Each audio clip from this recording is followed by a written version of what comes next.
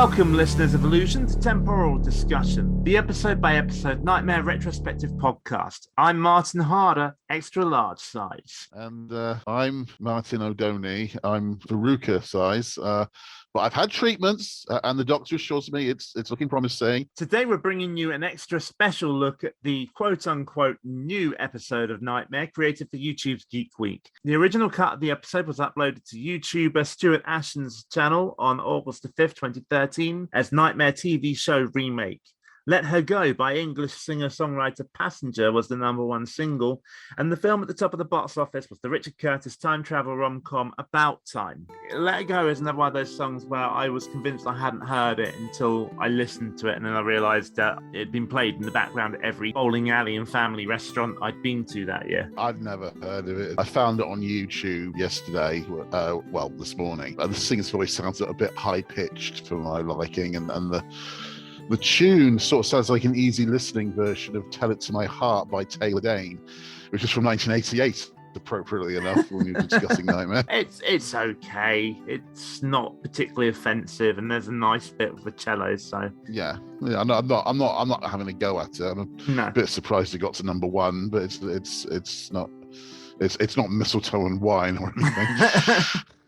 So I've not seen About Time, but the more I've read about it, the more I think Goodnight Sweetheart probably did it better. My name is Tim, and this is the year that would change my life forever. Happy New Year! Happy New Year! I just didn't know it yet. Tim, my dear son, this is going to sound strange, but there's this family secret that the men in the family can travel in time. Yeah, I have seen it. It's okay. It's being a Richard Curtis film. It's a bit maudlin, a bit overly sentimental at times. And the idea behind it isn't nearly as original as it seems to think it is. It's perfectly watchable. It does have a few funny jokes in it, but as I say, this is from a Richard Curtis.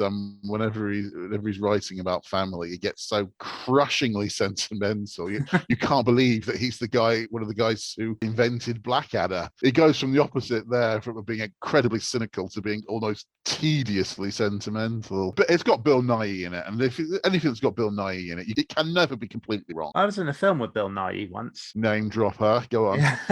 No, it was I didn't have any scenes of him, but it was a film called Lucky Break. Actually, it was no, it wasn't Richard Curtis. It was Peter Cattaneo. So I was literally in the opening credits. I didn't meet Bill Nighy, but I did meet James Nesbitt, and I did have to pretend to stick my finger up his bottom. I'm amazed you find that so memorable. It sounds like the most natural thing possible when meeting James Nesbitt. What else are you going to do but stick your finger up his bottom? It was a romantic comedy set in a prison, and I was the prison doctor. Anyway, the aforementioned 2013 episode isn't technically the episode we're looking at today, because on August the 7th, 2016, the Nightmare YouTube channel uploaded an extended edition of the episode with extra rooms that was originally shown on both days of the Nightmare convention in Norwich, which took place on the 10th and the 11th of May 2014. So the episode came out in 2013, and the re-edit was widely released in 2016, despite being premiered in 2014. Look, I came back to 1955 again with you, the you from 1985, because we had to get a book from Biff. So once I got the books back, that is the you from 1985, we're in the DeLorean and it got struck by lightning and you got sent back to 1885. You lost me, but that's not technically what we're looking at. Apart from that, I was with you all the way. And now time turns, the recording light burns, time out is gone, the podcast is on.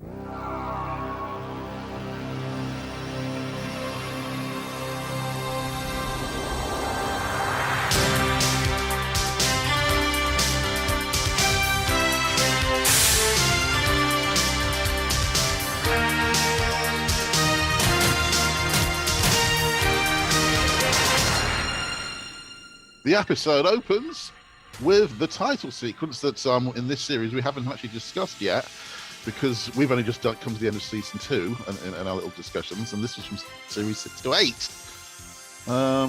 What do you think of it, Mr. H? Well, I like it, but I think it's a shame they couldn't use the original serial animated titles. I agree. I've never been terribly fond of this title sequence, and I definitely don't like this version of the music either. Partly, it's not scary. It's too electro. For a TV series that has so much medieval imagery, the sort of the electro theme of it, it's worse in the credits, I should mention. But I've never really thought this version was appropriate for the series. As for the title sequence itself, it makes the show promise more than it can possibly deliver because it's too dynamic. You basically got the Dungeoneer racing around, dodging threats, hurling magical potions into the air and things like that. There's no way they could possibly achieve that or anything remotely resembling that in the actual gameplay, which is guaranteed to be slow and awkward.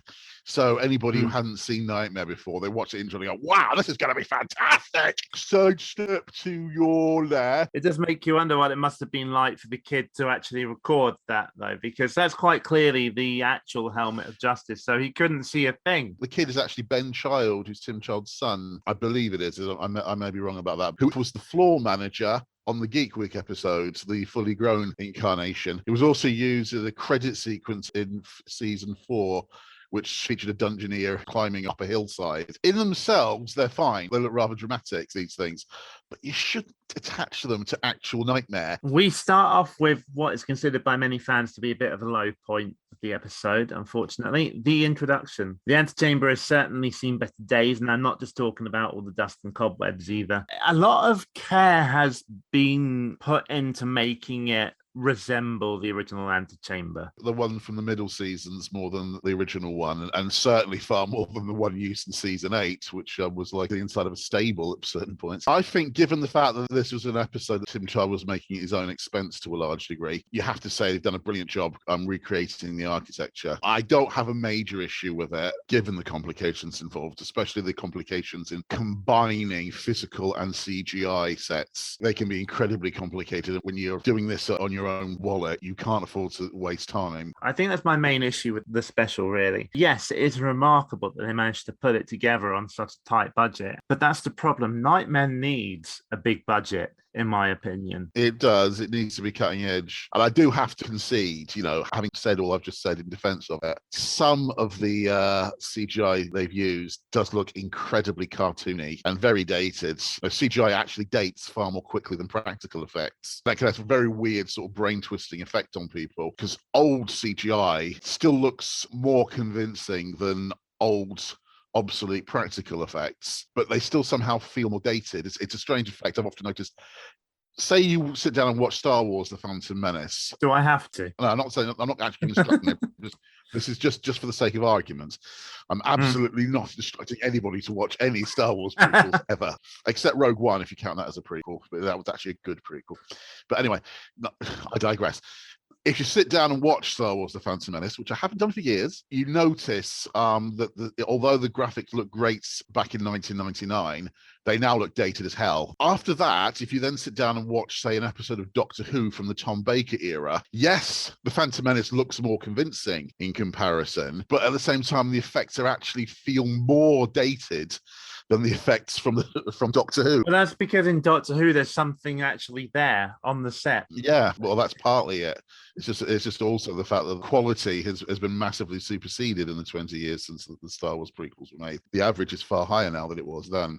But it's just this weird thing that old CGI from the end of the 1990s, although it does look more convincing than sci-fi stuff from the 70s, it actually feels more dated as well. It's a very strange effect, and it's quite phasing for the brain because that's not what your brain expects. In some ways, although these look more convincing than the hand paintings from the series itself, it also looks more dated. It's the same thing, and your brain struggles to adjust to it whilst it's watching it. You look at the much higher resolution on these images they're using here, and you think, yeah, that's a step forward. But then you actually go back to the hand paintings and you think, yeah, but that looks better. It's extremely weird. So, unlike the regular show, the special begins with the entire team already waiting in the antechamber, looking a bit lost. Then in steps our first new character. Nasty dust, dirty dirty dust, go the way of grit and rust. It's Veruca, or Daisy as she'll later be referred to, who took on the job of cleaning up the dungeon as an unpaid intern. The trouble is, she thought cleaning up would mean dealing with orcs and monsters, not literally cleaning. Isy Suttie is overacting a little bit here. Overall, she actually does a good job throughout the episode. She isn't nearly as obstreperous as Majida was in the final couple of seasons, and she's less distracting than Pickle was. I've been quite vocal in the past about my dislike of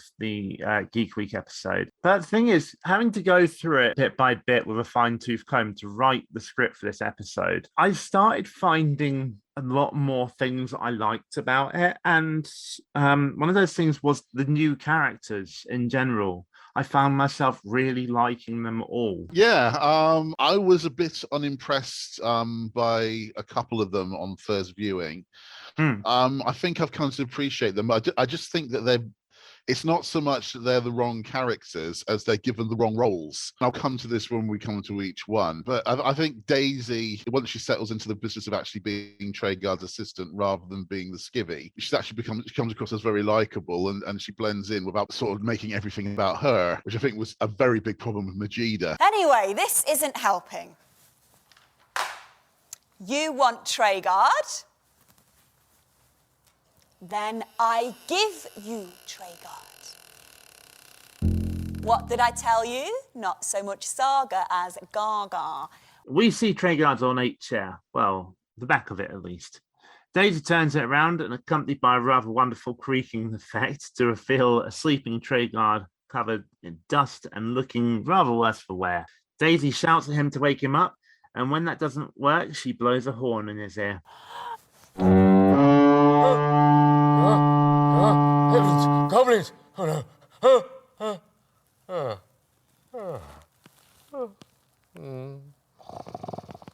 Clearly, they couldn't find the sound effect from the Goblin Horn from the series. It sounds so different from the Goblin Horn sound. I'm slightly amazed that Treguard recognised it enough to wake up. I'm wondering if the original sound was copyrighted in some way. Well, we're in trouble. The problem is if you actually lift it from the TV show itself, when you're listening to it, you can tell. We lifted it from the TV series ourselves, as you can tell, but it's not completely kosher. It's very difficult to find instances of it where there's no voices in the background. Also, on a rather darker note, I'm not sure I entirely approve of using the term Gaga. We'd have let it go in the 1980s, but this is 2013. What about Lady Gaga? Well, I'm not a fan of hers. I'm not sure she means it.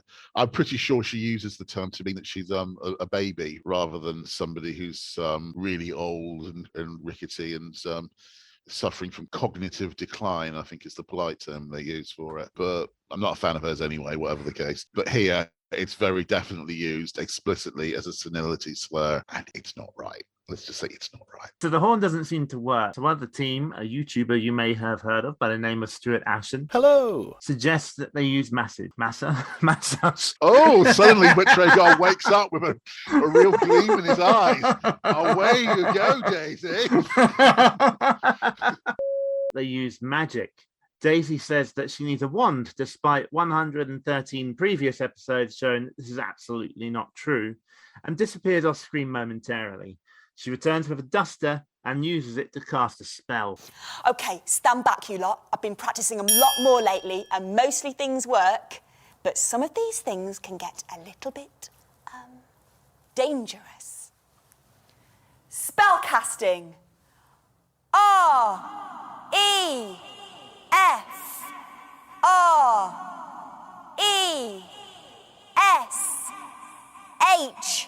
Refresh!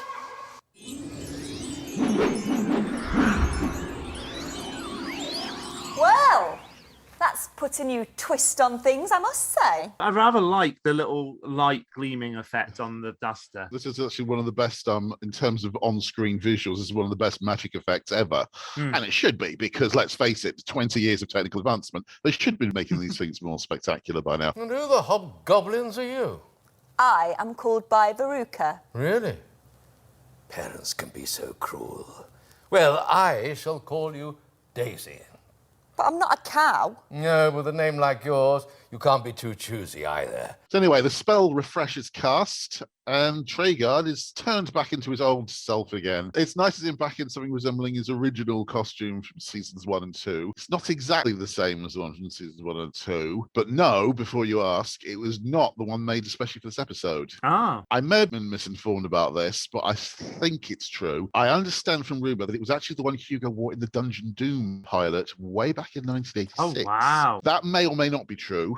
I haven't been able to fact check that. I haven't seen any actual images from the Dungeon Doom pilot to be able to say one way or the other. I am very sure that he wore it in 1988, though, during a couple of CITV continuity segments that he appeared in. They set up a competition for the fans late in the season 2, where Treguard joins the CITV announcer, and he challenges the viewers to design a new chamber for the series. And he was actually wearing that version of the costume in those sequences. And who are these persons? I'm not sure, but I think they're here for a quest. A quest, eh? Goodness, we haven't had one of those since the age of the dragons.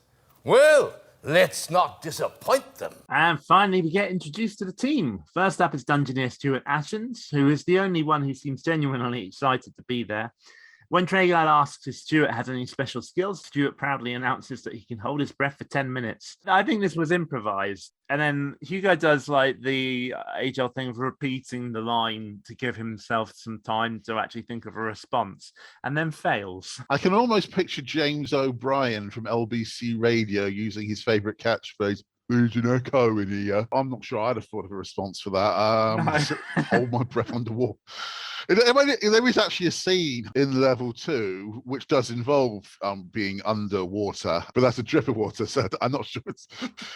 I'm not sure how relevant that is. But yeah, I think Hugo was a bit stumped by that one. Stuart, we think you're amazing, but I think you're lying here. I want proof. You and your brown sofa are underwater for 10 minutes. We're then introduced to the advisors. YouTuber, presenter, and author Dan Howell, who was 3 years old the year Nightmare ended, who claims to have sharp eyes and swift wits, but only in life or death situations. So he should be okay here, really, shouldn't he? Next up is YouTuber and radio host Phil Lester, the oldest advisor, who was 7 the year Nightmare ended. I was 19. These kids can get in their place, all right?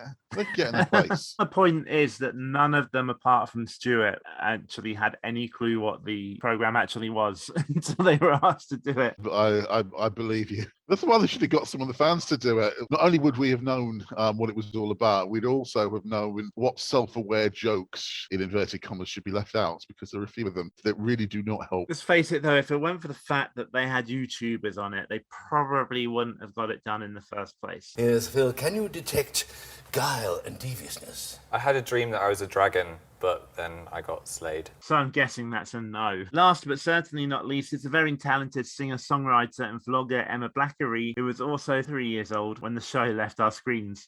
Emma claims that she is shrewd and decisive, but only when she's in a bad mood. I always get the feeling watching Geek Week Nightmare that Emma is the one who's probably least into what's going on. She does her best. She's certainly not taking the piss or anything like that. No. But she's the one who you can see is really struggling to suspend her disbelief. I think she gets more into it as it goes along. I think they all get more into it. When any team finds its rhythm, inevitably get into it. They're probably finding their rhythm because they're getting into it. But certainly in the early stages, you get the odd expression of face thinking, what the hell am I doing? Stuart seems to be the only person who was actually into it from the start. He seems to be the only person who was watching the show as a kid and was genuinely a fan of it. And you can tell because he looks so bloody excited. Yes, that's the best way to do it. It's not just best for the audience, it's best for the team as well, to be as into it as you can, because otherwise you do start feeling very, very embarrassed. Even as a kid, there's a danger of feeling like that.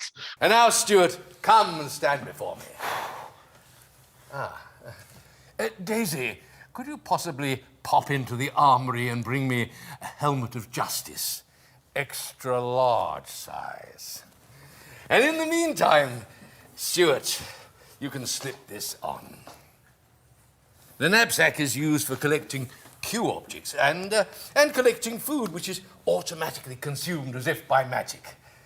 What am I saying? It is magic. Now, eagle-eyed watchers will notice that the knapsack and the helmet of justice are noticeably different and yet strangely familiar. This is because Tim Child no longer had access to the original props, which we believe are now in the hands of private collectors, and so borrowed them from the stage show Nightmare Live. Paul Flannery and his team did an excellent job of recreating the Helmet of Justice. Oh, they did indeed. I've been to see the show, and it's different enough to give it its own character, but at the same time, it's similar enough that it still feels very, very legitimate. The original prop, well, one of them, there was more than one version of the helmet. Kieran O'Brien was sort of bequeathed it by Tim Child in 2004 for the Nightmare RPG. They were recording video that was going to go with the RPG game. In the end, it never got made, sadly, but it went to Kieran and O'Brien for that. I don't know if he still owns it. If I owned it, I wouldn't let it go. There were some other props that Tim still retained right up until about 2018, I think it was, and then he donated them to Nightmare Live, including the gold bar and the ruby props. Paul Flannery, when being asked about it, sounded very, very proud. Said it was a great honor being given them, and then Tim revealed to him that he was actually just giving them to him because he was having a bit of a clear out.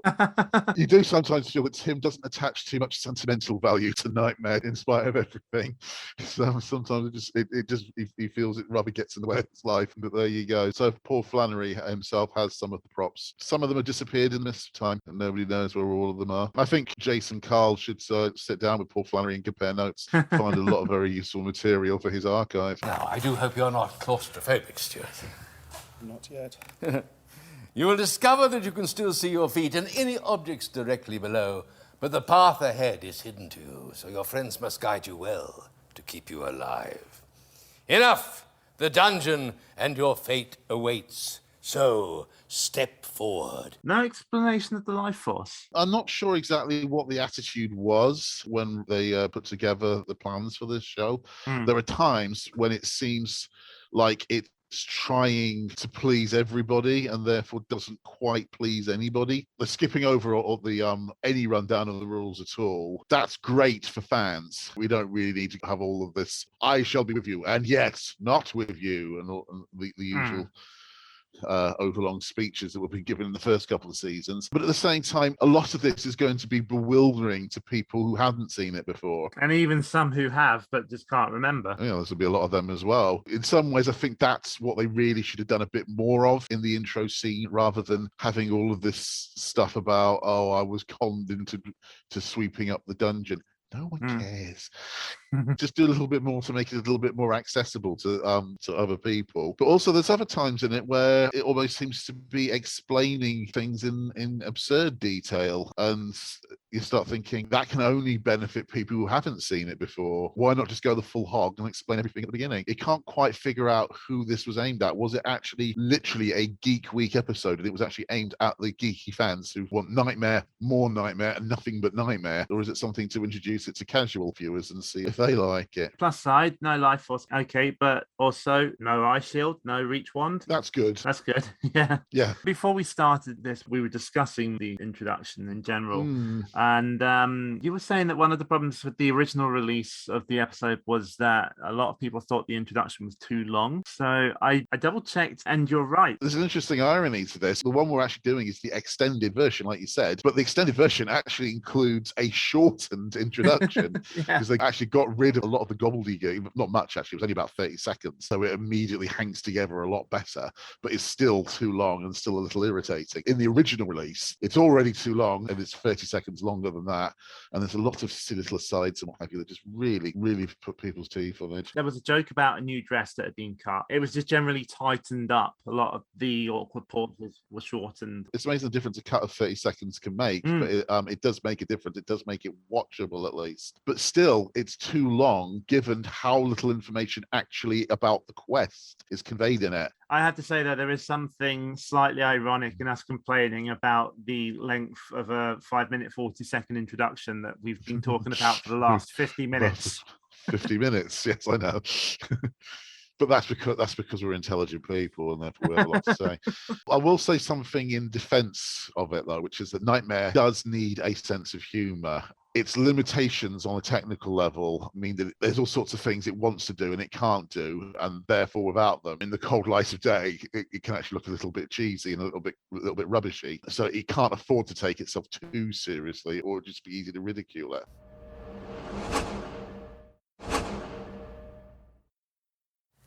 Oh, I do hate spiders. Just look at the size of those webs. Where I am imagine I? the sort of thing that made those. Probably best you don't try. Team, this is level 1, but not as I remember it. There are paths to choose, and I suggest you make your choice speedily. Where am I? You're in a room. Okay, might need a bit more to go on than that. There are 4 doors, 2 covered with spider webs at the left and right, and a head in the middle at the end of the room. There seem to be 2 playing cards. It's Nightmare, so where else can we possibly start but the 4-door chamber? Oh, wow, this was genuinely a very, very nostalgic way to begin the quest, wasn't it? Well, it's a bit of a weird amalgamation, isn't it, of the 4-door chamber and the Chase the Lady chamber. It is. I don't have a problem with that. It's a bit of imagination. It makes the 4-door chamber a bit more interesting, in fact, and it doesn't reduce it to 3. Before we do go any further, I just want to say, first of all, well done, Stuart, for shooting down that joke before it had a chance to land. Yes, I was definitely going to say something about that. It is reviled. It is reviled amongst fans for that moment because it was so obvious they were going to do it. It is completely forced. It's completely self-conscious. It's completely scripted. And everybody who commented on it just said, oh, shut up. Nightmare Live do it. But Nightmare Live is a send-up. This isn't supposed to be a send-up. This is supposed to be a tribute. And unfortunately, they cram it in there. And everybody for the last 20 years who's been a Nightmare fan has been making comments about how saying you're in a room is just so redundant, and for some reason they decide to force it in, and they force the crew to the team, they script the team to pretend to laugh at it as though they're making some incredibly hilarious new point. Bullshit. Okay, just no, sorry, bull. It was just absolutely forced, and it was so predictable. And Stuart, if I was you, I'd start moving forward now because I think some spiders might be on the way. I'm a bit scared they might attack. It's safe to assume something horrific will happen. Yeah. The 2 side doors are blocked off, and there are cards covering the 2 doors at the end of the chamber. Stuart approaches the 2 card-covered doors, and they reveal the Ace of Spades and a Joker. What do We you don't think? want the Ace of Spades, do we? Death card. It's a death card. It's a death card. And jokers are fun, right? The team agree with Stuart's decision and guide him through the door on the right in perhaps the most irritating way possible. Sidestep to the right. Write it up. I love that particular card puzzle because that's subtle. An awful lot of people don't know that the Ace of Spades is the death card. So it's actually a really good puzzle to have in there. And the fact that you've got a Joker, everyone will immediately think of Folly and Motley. So you immediately think good guy. So it's a good clue. It's a good puzzle to start you off with. But why did the team have to then spoil it by all of this chaotic banging around when all you have to say is step right? They appear to be making a joke out of it again. But again, it's early in the quest, and I think as they get into it, they do that less often. I do like the reproduction of the 4-door chamber. Yes, it looks cartoonish, but well, rooms always didn't they? If it looked really convincing, it actually wouldn't be Nightmare, would it? Yes. Yeah. Curious, this is neither motley nor folly, but some person or creature of which I know naught. Well, this is a fine state of affairs. I thought you were supposed to be master of this dungeon and know every... Shh, Daisy. Let Stuart and his friends handle this. Okay. Stuart, there is a... it seems to be like a clown or a jester in the middle of the room sitting on a table. It's a creepy clown. Terrifying. It is a Quite creepy frightening. clown sat on a table. There is a door to the right, but I suppose we should probably see what the clown has to say, so... I'd have liked it if they'd brought back Folly for this scene. I'd have liked to have seen a reunion between Treguard and Folly. You've got to remember, the Folly that Treguard knew was the Treguard of the first 2 seasons. It would have been quite interesting to see what Folly makes of the Treguards of the later years, who's a lot gentler and a lot more sort of kindly than the early Treguard. I would have even taken Motley in this scene, personally. That would have been a nice throwback. I think in the original draft he probably was. I also think that Theodora's Snitch was invented in level 2 because Paul Valentine wasn't available to play Sleight Hands. If Paul Valentine had been there, I don't think either Jesse Cable or Nick Collette would have been in this had Paul Valentine been available. I think he would have played both Motley and Sleight Hands. Looking at the level 1 clue room, yes, it is a reproduction level 1 clue room. It's not actually a clue room here. There's a small detail, and as it's a Geek Week episode, I have to mention this because only a true geek would notice it. In season 3, that bricked up door in the back wall was actually removed so that the new wall monster for season 3, Golgarak, could fill up the entire wall and therefore look a lot larger and more imposing than Granitas or Olgarth had ever looked. But this scene, this room no longer has a wall monster in it, so the bricked up door has mysteriously popped back into existence. Just thought I'd mention it. What are your thoughts on this new jester? Well, I think Nick Collette does play the character well. He's slightly more sinister than either of the two previous Dungeon Fools. I would agree, yeah. And this is reflected in his costume design and makeup, and even his folder roll has a frowny face as well. I've noticed that, yeah. You have to look very closely. It looks a lot more factory built as a folder roll than the ones that Motley or Folly had. I'll tell you one thing I don't like, Sylvester the Jester. I think, considering the original series already had a pretty iconic character by the name of Sylvester, it's a bit silly to then give that name to another character. Agreed. I have no particular problem with the performance or with the character as such. My only feeling of mystification about it is it would make a touch more sense if he did some jokes, because he is supposed to be a jester. Now, I'm not saying I want any more failed attempts at wit after that rubbish in the previous chamber, but if he's not going to actually tell jokes, why dress him up as a jester at all? I think he should be a monk rather than a jester. It makes you wonder if he is actually a jester or if it's some kind of disguise, because he does appear to be an anarchist of sorts, doesn't he? There's an element of that, certainly. And sort of see him wandering around in a Guy Fawkes mask, saying lots of words beginning with the letter V all the time.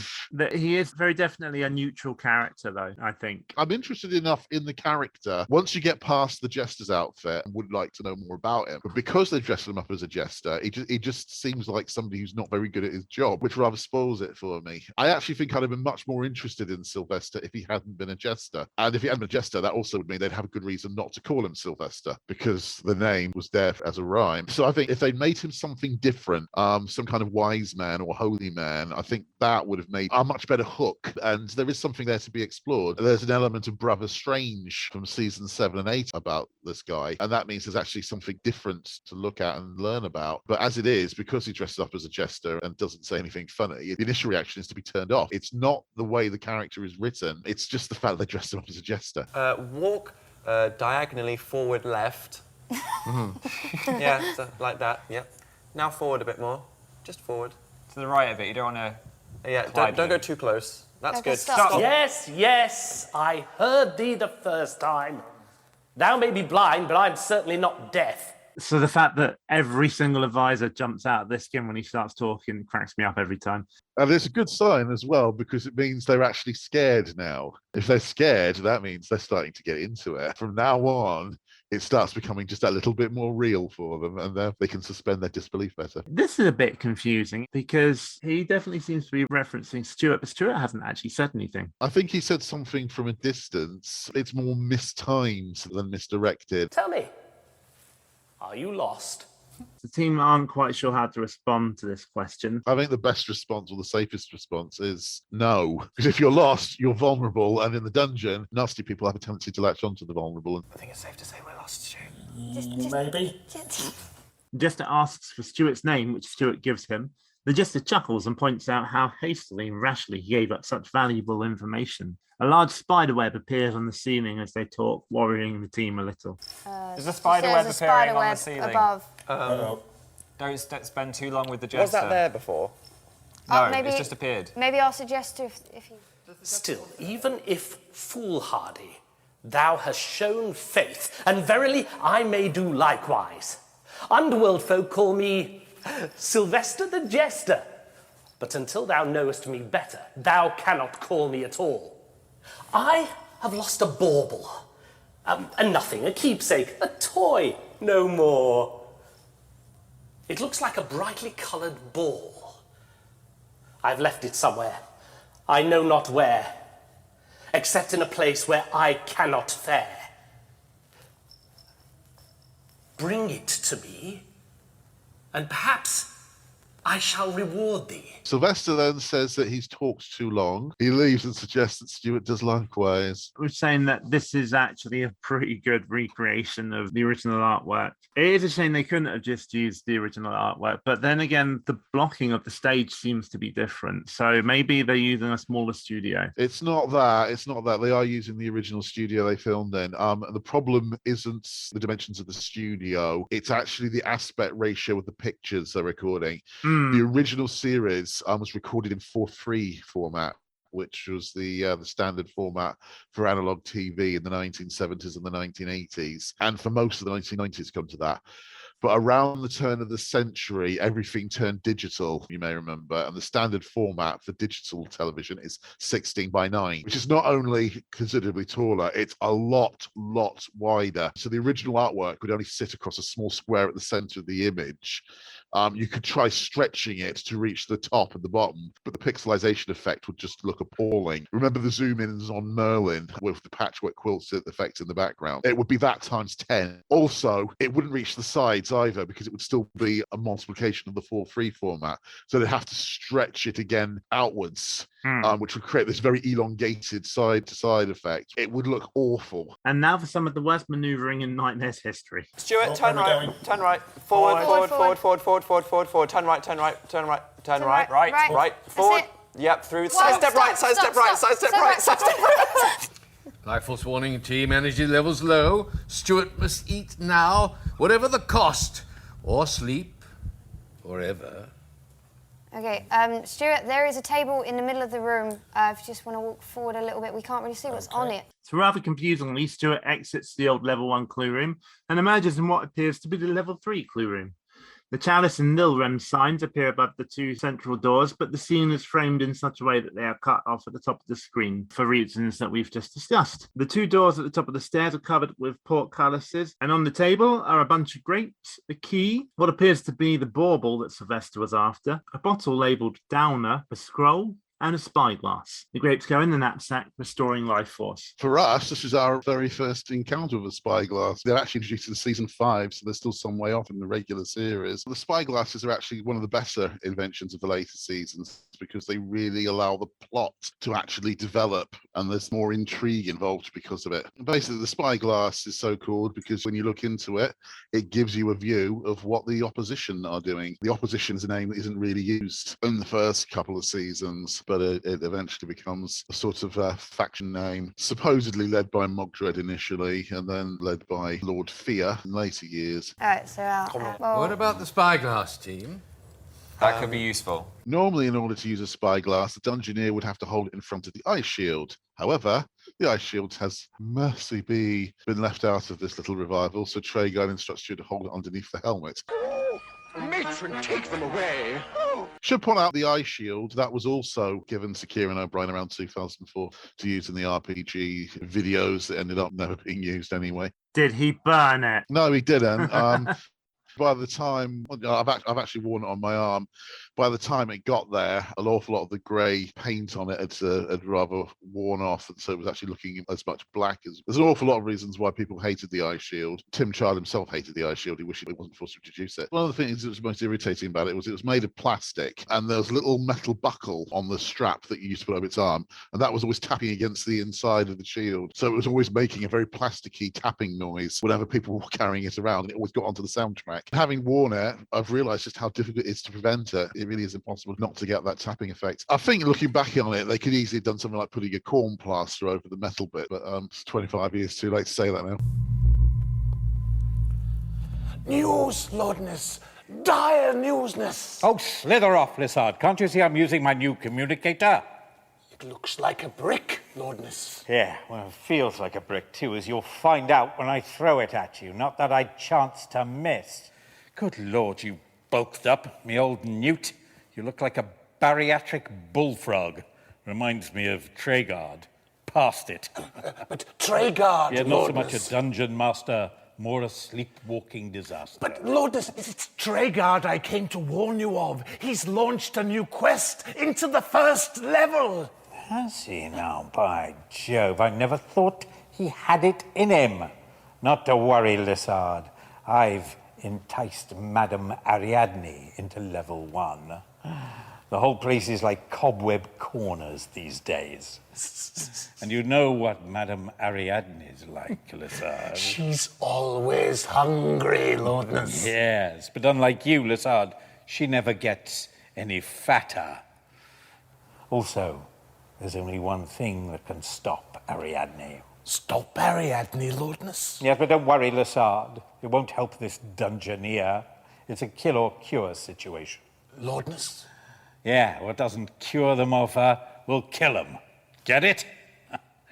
Oh, no. First off, this new hand-painted version of Lord Fearstone room is wonderful. The way it's broken down and become more overgrown with vegetation in the years since the series has ended lends a real kind of feeling of gloominess despite the two shafts of light emanating from above. This was his season 6 throne room, if I remember correctly, part of Mount Fear. Mount Fear was supposed to have been destroyed when a red dragon landed on it. Hence the big hole in the roof. Exactly. It is rather interesting that Fear decided to move back there, though, after all that fuss in season 8 over Marblehead and Linghorn with Maldame. But yeah, it's a good reproduction. I'm not sure about the vegetation. I think it makes it look a bit too cheerful. The second thing I want to say about this scene is that it's fantastic to see Mark Knight and Cliff Barry back as Lord Fear and Lissard, respectively. Of course, it was their career roles. And the gag about the old mobile phones is cheesy, but it does seem very in character. The problem with it is it feels like a joke that should have been told about 32 years earlier. You kind of almost feel like it was something that was cut from an original script. Yeah, it doesn't quite work for a modern audience because most modern audiences won't recognise the sorts of mobile phones that were being carried around by the yuppie mob in the 1980s. They were like that, though. So the third thing I want to say about the scene is what the f*** is going on with Lord Fear's helmet.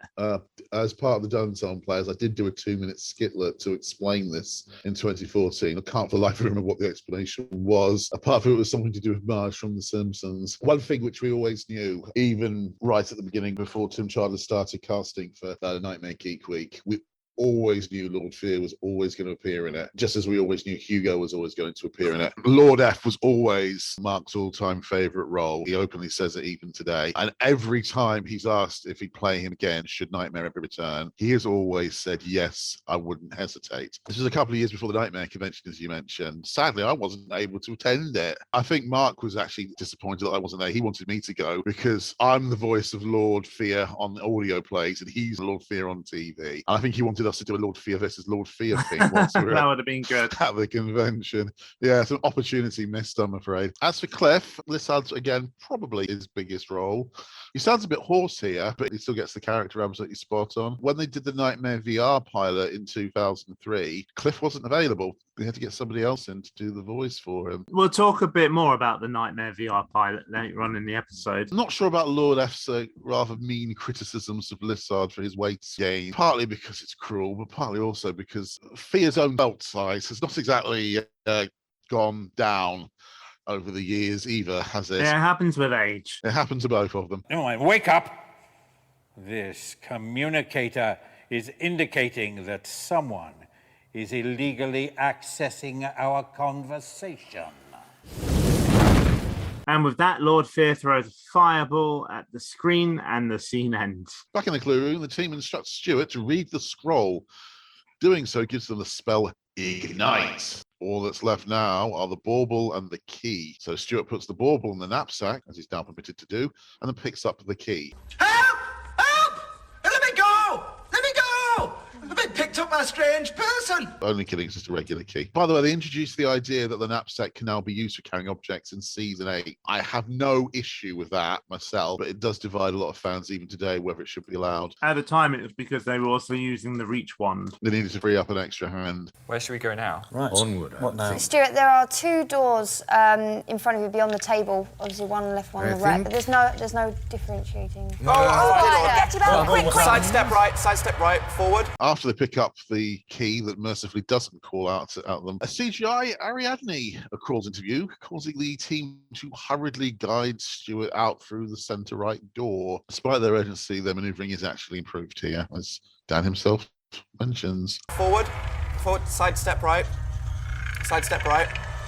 Forward.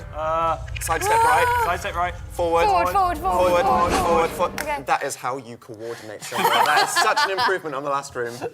Looking at this Ariadne, I would say it is better than the video footage they had to use in the series, especially as they can make the spider move anywhere they want it to go now. Yeah, but where they want it to go is in a straight line. But again, the CGI looks horribly dated and cartoonish. I think it probably looked pretty dated even back in 2013 when it was released. I mean, it looks better than I remember it. It's actually weaker than the sort of CGI they were using in the cartoons in the late 1990s, like Beast Wars. It's functional, but no better than that. But since Tim Child was kind of bankrolling the episode himself, I don't think we could really complain. I'm not having a go. I'm just objectively saying that's what it is.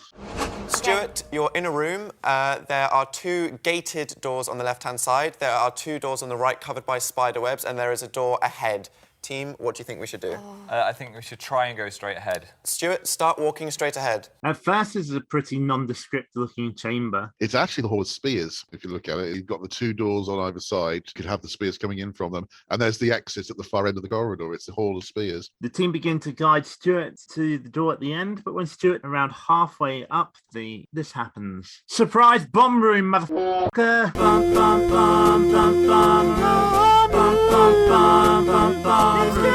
Bum, bum, bum, bum, bum, room. Bum, bum, bum, bum, bum, room. Be fast on your feet before your life was depleted. Bum room. Bum, bum, bum, bum, room. Surprise bomb room, Mother Newark. Let's be polite. The fuse isn't running, so the team discussed what to do. Could we ignite the fuse and then get out before it explodes? Yeah, Stuart, that sounds like a good idea. is our plan. Excellent. So, for the moment, let's get closer to the door so we can bail. They've pretty much worked out that Ariadne is going to follow them. She's sort of doing the ultimatums role in this episode. Okay, you're in a good position. Emma, Okay. are we gonna...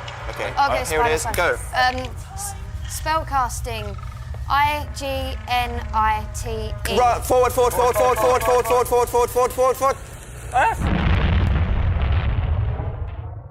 Stuart escapes just in time. Ariadne, however, doesn't seem to have been as lucky. They're really getting into it at this point, you can tell. There's some genuine tension. I'll give props for the very imaginative new use of the bombs, which in the end it's more believable.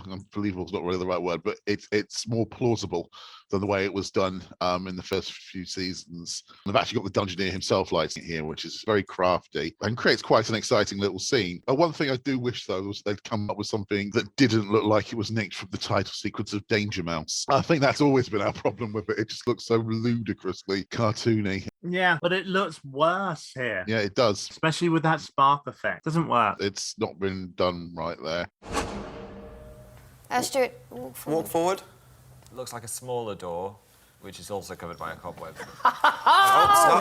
Well, that went off with a bit of a bang, I must say.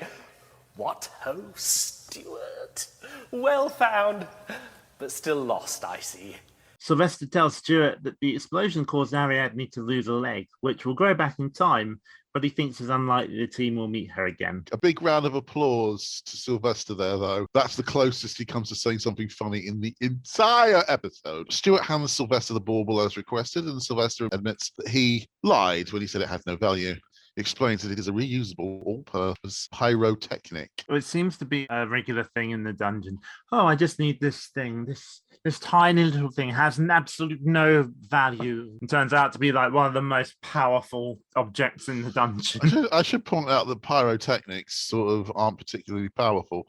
I'm not absolutely sure the term is completely understood by the people using it here. But it's close enough, I suppose. I think he's downplaying how powerful it is. It could be. Because it's basically a grenade. The holy hand grenade. Sylvester throws the bauble towards the descender, and the resulting explosion clears away the web that was blocking Stuart's progress, rather unconvincingly. Sylvester bids farewell, and the team guides Stuart into the descender, where Stuart uses the key to unlock the mechanism to descend to level 2. You've got some thoughts on the animation here, and the ones that I definitely share. Yeah, it's awful. It's not even animation. Agreed. The web doesn't burn, it just vanishes. It's just there 1 second and it just blinks out of existence. I'm talking about the actual descender itself. Well, I agree, but this is everything about the animation with the pyrotechnic as well is awful. Watching the background, Izzy makes attempts to make the scene look dramatic by putting her hands over her ears, which is a gallant attempt, but it fails. And after all that fuss about retrieving the bauble, why does Sylvester just leave it here? Oh, look closely for a mistake. Stuart totally passes his arm through one of the wooden struts of the descender as he's walking into it as well. And as you mentioned, the descending animation is pathetic. So not a very well made scene, unfortunately. It's let down by some very, very poor technical work. Boop. There we go. Fantastic.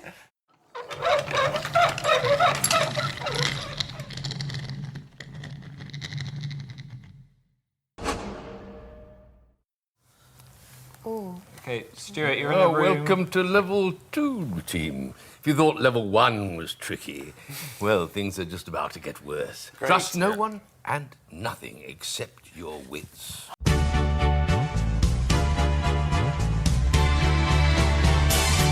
Oh, yes, it's the great court of the catacombs. But it disappoints time after time. Traeger talks it up, but it just ain't got the stuff. And yes, that was a virtual ride. This is a rather short version of the corridor. I think the Japanese would call this chibi. Yeah. The chibi version of the corridor of the catacombs. It's the more efficient, smaller version in a more compressed style that you can carry it around in your pocket with you rather than having to carry it around in a suitcase and unpack it. A woman runs between the two doors at the back, and Daisy recognizes her as the thief Theodora Snitch. She says that Theodora has a banishing spell on her that keeps her out of clue rooms. And there's a basket on the floor around halfway up the corridor, and Traeger warns the team that their energy is low. Before they can get to it, though, Theodora returns and begins rifling through it. Stuart approaches her and speaks to her. Hello. Say, cool, look at you with your fancy tipper. And you can't see nothing, can you? You're blind. So, I could steal your blind, except of course it's beneath my professional pride to bother. What's your name? Daisy warns the team not to trust her. Name's a valuable commodity in the dungeon, after all. She's sounding like Pickle here, isn't she? I'm Susan. What sort of name do you call that? A great name. A warrior's name. I think I should call ya Beefy. Because you got cow horns on your noddle and I doubt you're very bright. You're a bit big for a dungeoneer, Beefy. Now, I got the grub, so the cupboard, as they say, is bare. But there is something I want, and you could be the one what gets it. What do you say, Beefy? What does she want? Yeah, what do you want? Snitch tells Stuart that what she wants is an old rusty sword or a goblin sticker, which Lord Fear, or Old Skull features, has hidden away. As Stuart can access clue rooms and thus spyglasses, she needs him to eavesdrop on Lord Fear and find out where the sword is so that she can steal it. So I like this better than them having to find an object in a clue room. Up to a point. I mean, basically, Theodora's role in level 2 is the same as Sylvester's in level 1. So there's a feeling of repetition here very rapidly. And you're thinking, Tim, you haven't run out of story ideas already, have you? You've had 20 years to get loads of new ones, and this is all you're coming up with. You know, as a sort of side plot, it's probably got a bit more meat on it than the bauble plot, but in the end, it's still just go find this plot device for me, please. Here's a deal, Beefy. You do a bit of spying for Theodora, and Theodora tips a wink on how to get to level 3. How's that? Should we look in the box? Let's see if there's anything else in the box. Say 1 second and then just peek in the box, which is just forward and left from where you're standing. Oh, I see. I'll be with you in a second. Very polite. Right? That's it. You can see it. Nothing in there, Beefy.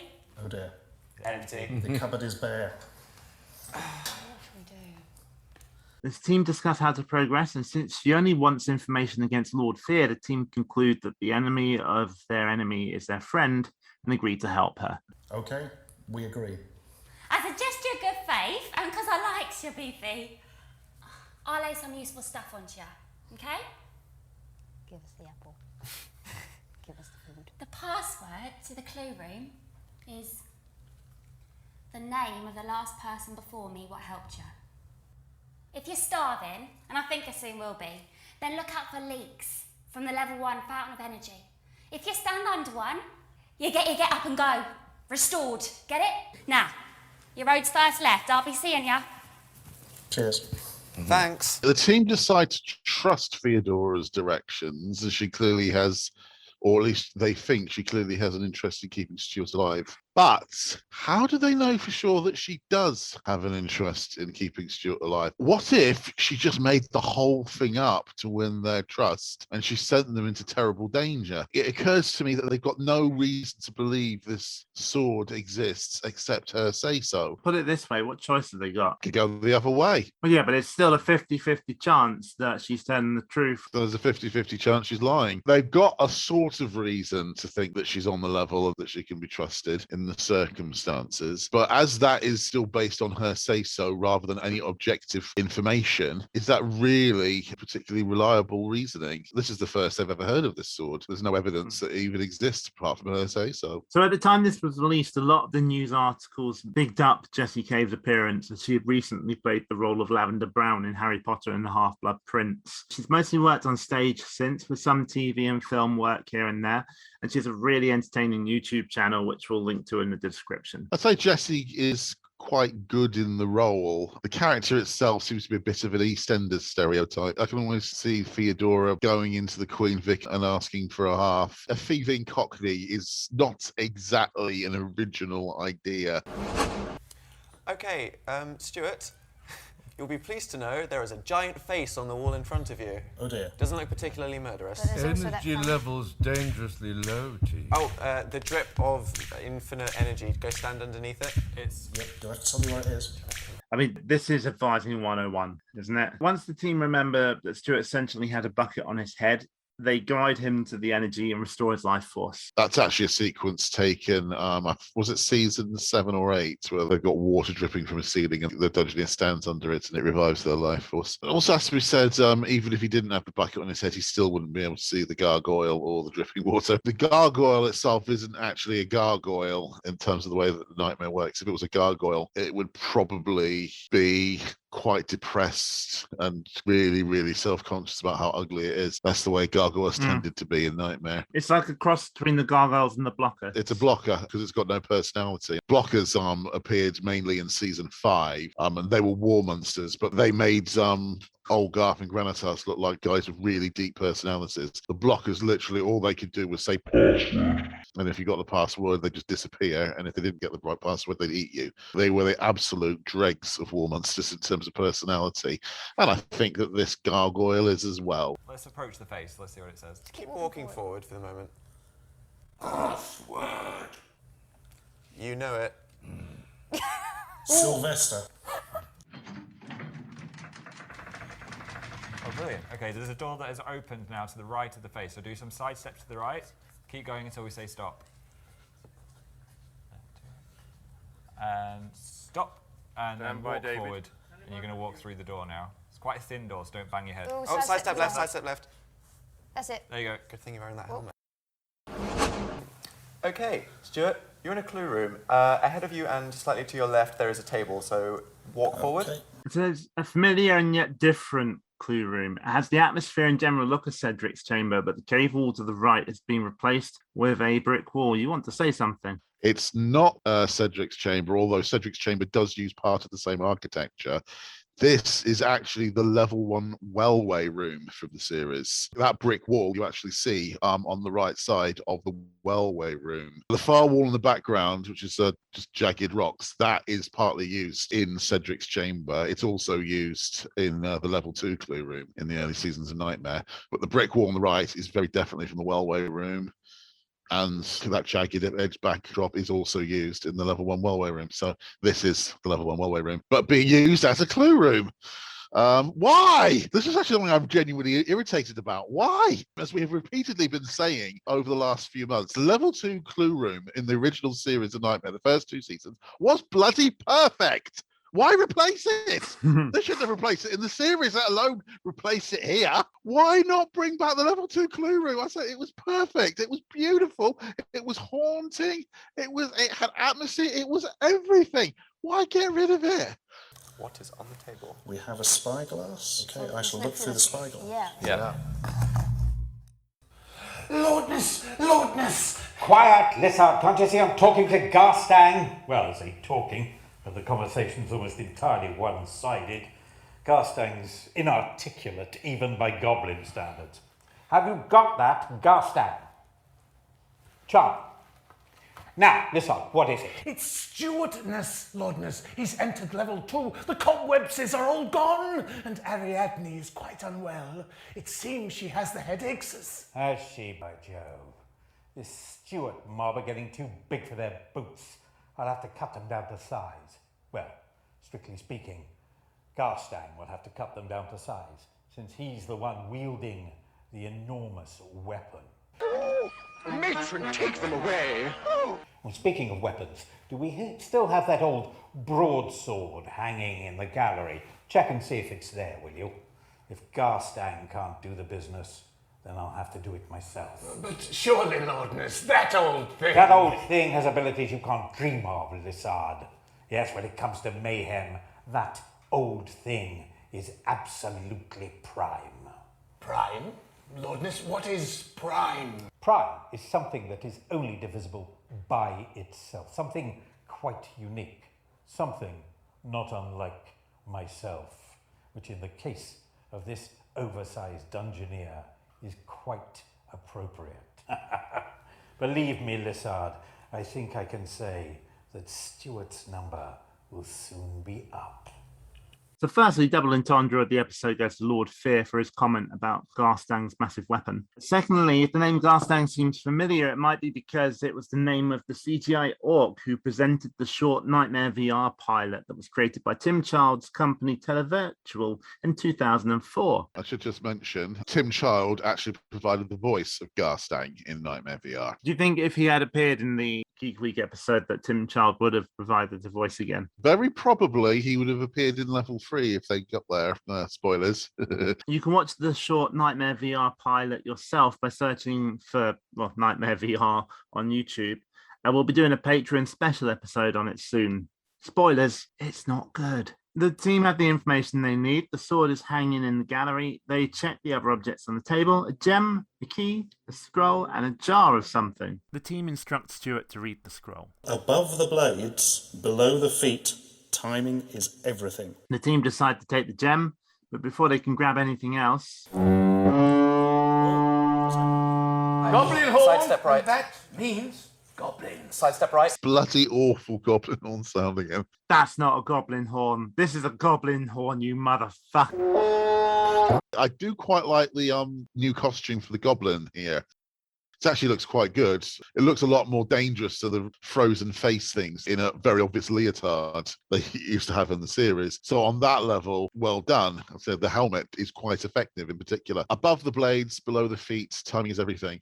This is a classic example of being misdirected by punctuation. It should actually be above, comma, the blades, below, comma, the feet, but the way it's written, it doesn't include those two commas. So it sounds like it's implying something above blades and below someone's feet. It's actually the other way around. Above are the blades, below you need to use feet, but we'll come to that when we get there. Sidestep right, go. You got the goblin. Sidestep right.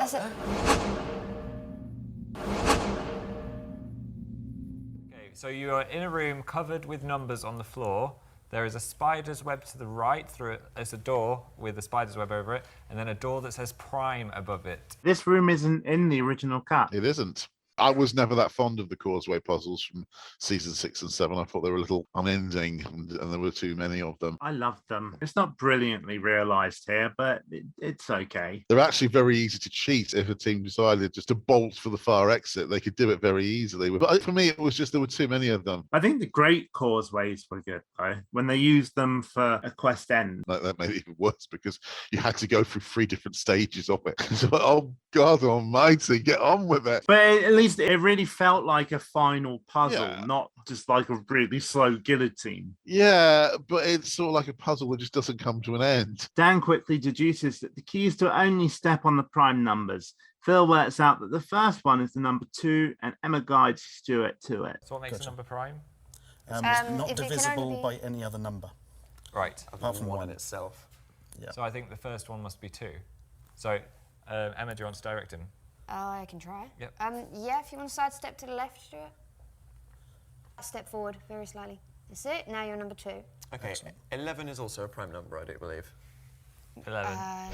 Oh god. Oh, okay. The floor is okay. opening. So Let's walk hurry forward, up. walk forward. Walk forward now. This is kind of nice teamwork. It is actually, yeah. You see that big shield above the doorway with the word Prime, and I immediately start thinking of Beast Wars again. There was a character in it called Optimus Primal, and whenever something went wrong, he'd always go in and say in a really nasty growling voice, "Well, that's just Prime." I don't think it really needed the shield, though. They got all the clues they needed from the spyglass. I think so too, yeah. It serves as a way to remind them of which clue it is they should be going after. Walk forward, walk forward. Okay, walk forward, walk Some forward. more. Side step right. Side step right. Shuffle right. Shuffle right. On to Shuffle 3. right. 3 is prime. What's the next one in front of it? It's 7. 7. So step forward. Forward now. Step forward. The one in front of him is 5. 5 is prime, right? Yeah. Step forward, Stuart. The floor is falling Step away forward. behind you. Step forward. Shuffle right slightly. No, No, stop. Now we have shuffle to do- left slightly. Doesn't he That's have tiny enough amount. to do a diagonal? What's in front of What's him? in front Don't know if that's 19. It must be right. I think it's because 19. You can't go any other way. Forward. Step forward. Shuffle forward. Shuffle right. Shuffle right. 29 is prime. Yeah. So no, keep shuffling. So keep Sure. going. Keep going. Okay. Keep shuffling. Keep shuffling. Shuffle Keep back a shuffling. little bit. Just. Keep shuffling. Keep shuffling. And now step. It's forward. Angle yourself slightly more 12 o'clock to the right. Forward now. Forward now. Forward now. Forward now. Forward now. Wait, Forward now. Keep going wait. forward. Keep going. Keep Keep going. going forward. Keep going. Keep going forward. Yeah. And You're in. smash. You're in. That was it. Oh my word. Just don't do anything. Right. Okay. What's going on? I'm freaking out here, guys. Freak out, but stilly. Okay. This needs a lot of thought. Do you want to explain it, Emma? But explain what it is. Okay. It seems You were in a room with a massive pit. Oh dear. The whole floor is mostly pit. Yes. There are some There's letters. blocks that spell out safe, rest, make, and trip. Each individual tile. So in front of you, you've got SAFE. They're into the room called Slice Me, Dice Me. Now, this is the bit that everyone knows about. Dice Me is one of the most popular nightmare chambers of all time, and yet it never appeared in the TV series. It's actually a relatively recent introduction. It was only made less than 20 years ago, but every Nightmare fan knows about it, and every Nightmare fan bloody loves it. It was the one bit that I actually liked from the Nightmare VR pilot. It was the one bit I looked at and said, that is cool. That is Nightmare. That is Corridor of Blades, but done in a different way. It's best known in the Geek Week episode for one little thing, though. And it didn't actually happen. If you listen carefully, what we basically got, let's sort of set the scene here. What you got is a series of platforms across a large pit, and occasionally giant swinging axes of the kind that would slice a cow into at first contact, shoot rapidly backwards and forwards across the gaps between them. So you have to make sure that you don't jump over any of the gaps whilst they're swinging. It's beautiful. It really is. It's really potentially bloody, and everybody loved it. I actually think that it's based loosely on an unused room from season 4 again. One of the episodes featured a room that never got into the actual gameplay itself, of a narrow zigzag pathway which was going across a pit with a gigantic swinging axe rotating over the top of it. I think they never used it because they realized it was too difficult for the Dungeoneer to complete. But this wasn't it used in one of the international versions? Not that I know of, no. Not that I know of. It was made in the same year that the French version, the Chevalier de Labyrinthe, was made. So that's probably why people confuse it. But as far as I know, it was never used anywhere because it was just too difficult to get past. But I think that's what it was based on. I think it's a better use for it, I would say, the Slice Me Dice Me, because they managed to mix it in with a floor puzzle as well. So it's a brilliant invention, but not actually a product of the original series at all. So you've got these platforms, you've got these axes swinging backwards and forwards between them, and you've got this puzzle made up of flagstones with letters written on them on each platform. And when the axes first fly past, Isy Suttie reacts in a way that everybody thinks she didn't. The way they think she reacted would have made the thing absolutely unacceptable to upload to YouTube. Spell out. You're standing in front of me. Oh my God. Sweet crumbs. That was Blade swinging between them. She says, when as the axes are flying around, what the heck is it? Unfortunately, a lot of people mishear it because there's other sounds going on in the background, and they think that she says, what the goblin horn is it? Even watching back to it, I still hear what the is it, even though I know. And it turns out I'm not alone, because I tweeted about this, and Isy Suttie herself replied, saying, even though I know I said heck, I swear it sounds like that too. It's really weird.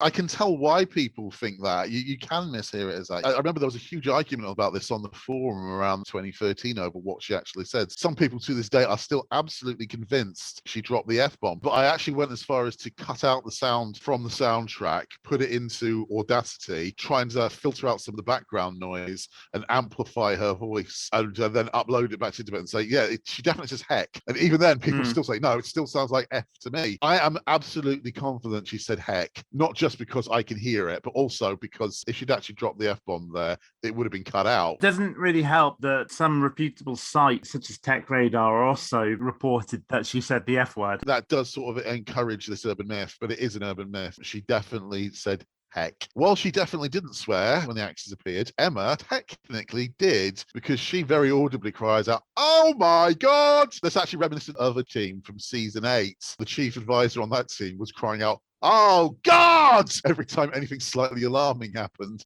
Gideon. Yeah, Gideon, that's his name. They had to cut out loads of the times he'd said it. The scroll say about the swords? The sword? It said... You mean beneath? Blades. Blades. Above Which the is head, beneath these? the feet. Timing is everything. Yeah. The difference was in the VR pilot, it was less of an overhead angle, a slightly more side on, but also the Dungeoneer could see. Having said that, every single Dungeoneer who performed for the VR pilot still fell off when they tried to do the jump. The partnership that was actually used for the pilot itself were the only one who came close to handling it. I always just assumed that the VR pilot was entirely scripted. No, as I mentioned way back when, it feels like the first episode of Nightmare had been scripted because there was a little bit right at the beginning in the opening scene, which clearly was. But in fact, little bits of it might have been suggested to them to say. But no, it wasn't scripted. Tim Chard has been quite forthright about that. Above the head, beneath the feet. Beneath the feet. Can we spell? Yeah, it spells feet. Beneath the feet. We could try and do that. Where does it spell feet, Phil? Safe, F, rest, E, make, E, trip, T. And I've got to be honest here, I wouldn't have spotted this, I don't think. A lot of people wouldn't spot it because they're so terrified of the axis. This is genuinely terrifying to watch, even as an adult. There's so many things that scared me as a kid, and I rewatch them now, and it just doesn't scare me anymore because it's so obviously animation. This is still obviously animation, but the axes move so quickly, and you never know when they're going to hove into view. So it's genuinely scary. It's like really watching Nightmare as a kid again. That's what I love about it. But as well as that, it distracts you. You can't concentrate on the letters of the puzzle. Nobody's going to get it. It's not because it's particularly difficult, but you're scared when the blades appear. Look at their reaction. I so missed feeling that way when watching Nightmare, and just a couple of times since 2003. The Slice Me, Dice Me puzzle has given me that back. It's a wonderful nostalgic feeling of terror. I love it. Having worked out the puzzle, the team positions Stuart in front of the letter F. Okay, we're going to wait for the blade. We're going to wait for the blades. Jump forward. So as mentioned before, we're using the extended version of the episode for this retrospective. However, something weird happens here that doesn't actually happen in the original standard version, and it appears to be some kind of editing error. When Stuart jumps forward, he doesn't immediately appear on the letter F. Instead, we just see the puzzle. Initially, when we're watching it, we're actually watching it through the advisor's screen, and on that, he definitely is visible and lands on the flagstone safely. Then, it's just briefly, we can see him landing safely on the F, and then we cut to the direct feed, and for some reason he's not visible on that, but it's clear from the instructions we can hear the advisors giving him that Stuart is still visible on their screen. The likeliest explanation I can think of was that the cutover switched to the raw signal of the artwork and animations rather than the mixed picture, which included the real world elements chroma keyed in. Tim Child probably noticed after a few seconds and then flicked the switch to give us the the fully mixed picture instead. And he just kind of magically appears there. Errors like this happen. Just one of those things, really. Speaking of errors. Okay. Now, shuffle forward. Forward Shuffle a forward, bit. shuffle forward, shuffle forward. More. Keep shuffling, keep shuffling, keep shuffling, keep shuffling. And Wait, now let's wait. jump forward. Bigger jump. Oh.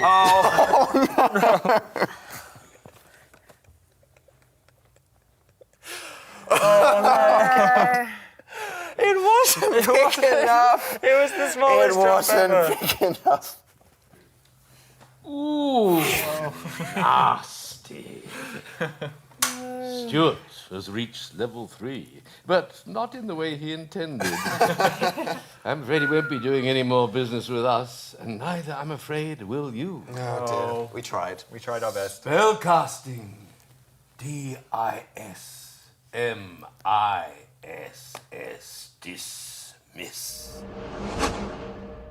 There does seem to be an inordinately long pause with some nervous chuckling from the advisors before Traegard appears to notice that Stuart has fallen. His ooh nasty is something like 5 or 6 seconds after Stuart has vanished. Because he's waiting for them to stop talking. It could be, yeah. It makes his delivery of ooh nasty almost seem like a non sequitur. I'm pretty sure there are bits from a few different takes here and they've not been edited together too well. But Traegard's follow-up line is one of the best he's ever done. I love it. Stuart has reached level 3, team, but not in quite the way he intended.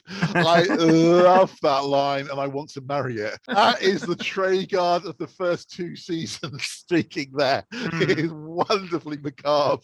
It is so sadistical. There are a lot of redeeming features tonight, made Geek Week. It doesn't all hang together all that well, but there's some wonderful individual moments in it. And as is often the case with Traegard in his early form, some of the best are when there's a death. It's because of the way he responds to it. That's that, though. The team were done in by a slightly lackluster jump. Traegard commiserates and then dispatches the team in the old time-honoured way. It is the old way because the dismiss spell had actually been abandoned. Season 6, I think it was, replaced it by him just tapping a staff on the desk in front of the advisors and they just vanish. What I'm not keen on is the fact that he then says the word dismiss. If you're going to say the words as well as spell it out, say the word first and then do the letters. Don't do it the other way around. I also wasn't too sure about the commiserating bit either. His initial line was brilliant, but when he starts commiserating with the team, he's being too nice again, and I just Traegard shouldn't be too nice. We don't see them on the path home, though, so I think you can assume that Stuart actually is dead. And Simon Pegg has been playing him in all his YouTube videos and his 2 movies ever since to cover up the fact. Absolutely. It's the only plausible explanation I can think of too.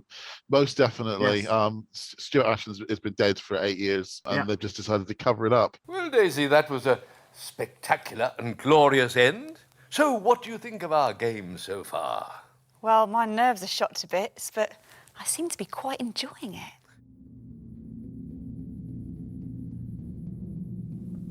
Well, in that case, join us again for Nightmare. It's only a game, isn't it? So that was the Nightmare Geek Week special. I found the opening intro extremely irritating because it wasn't trying to be an intro a lot of the time. It was trying to be a little large routine. There are bits that are quite weak, but when I've watched it, I have taken enjoyment from it. There are bits that are genuinely very entertaining. It's got a wonderful ending between Slice Me, Dice Me and Traegard's closing line about level 3. Team are likeable. I think they're a bit too self-conscious. The program itself is showing unhealthy signs of self-awareness at times, and they're sort of very much wrapped up in that, which doesn't help. But they're a lot more relaxed and a lot more assertive than most teams from the series. So they very much start off as their YouTube personas, and then as it goes on, they move into just being themselves more. Yeah, which I think works better. They're not shy because they're used to being in front of a camera because of YouTube, whereas back in the 1980s, most kids had never been in front of a camera before in their lives, and they just freeze up. Some of the CGI is not really up to the standards of 2013, never mind today, but it's perfectly serviceable for a recreation of Nightmare. Would it have been better if they'd actually stuck with the original hand-painted rooms? I don't think they would actually. As I said before, you'd actually have to go and get hold of the original artwork if it still exists. Not the stuff from David Rowe's book, the actual original artwork that he did. So I've been quite vocal in the past about my dislike of the Geek Week episode, but I've actually found a lot more stuff about it that I like. There's some exciting moments. The chase from Ariadne is as well done as any chase scene with the automaton. The inventive use of a bomb room type situation. That's a very good adaptation. Some of the characters are quite interesting. As I said, I'd quite like to learn more about Sylvester. I'd have been more interested in him 8 years ago if it hadn't been for the fact that they put him in a jester's costume, but he clearly isn't a jester. Theodora Stitch, probably a bit less interesting. She does seem to be a bit of an artful dodger in a girl's body. I'm not a bit of a stereotype, but she's performed perfectly adequately by Jessie Cave. The general acting is good, and there is a problem with the flow of it. The individual elements are generally good, but it's rather less than the sum of its parts, maybe, as an actual episode. Things don't really progress all that logically, even though there is the attempt to have a running theme. I also think the fact that the side plots in levels 1 and 2 is basically identical doesn't do any favors either. So where it does try to flow logically, it does it in a way that starts to feel quite stale very quickly. It is flawed, but I think given the circumstances under which it was made, I do think it was very well done. And once it actually gets into the dungeon itself and actually gives us some dungeoneering to watch, it does get a lot better, a lot quicker after the rather ropey intro. So that's all for the special episode of Temporal Discussion. We hope you enjoyed it. We'll be back soon with some more inter-series specials, followed by Series 3, Episode 0, where we'll be looking back at the movies and singles we missed during the off-season. Follow us on Twitter. We're at Nightmare Pod, all one word, no hyphen. If you want to support the podcast, we're Nightmare Pod on Patreon and Ko-fi. And speaking of Patreon, here's a shout out to Keeper of the Book of Quests, David N. Rabbit.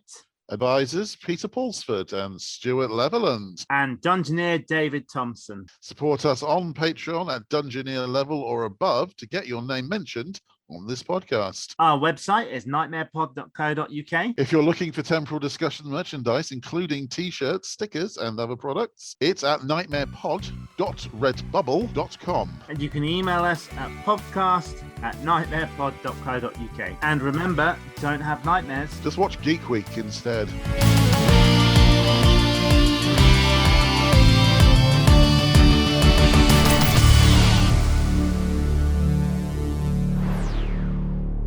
Great name.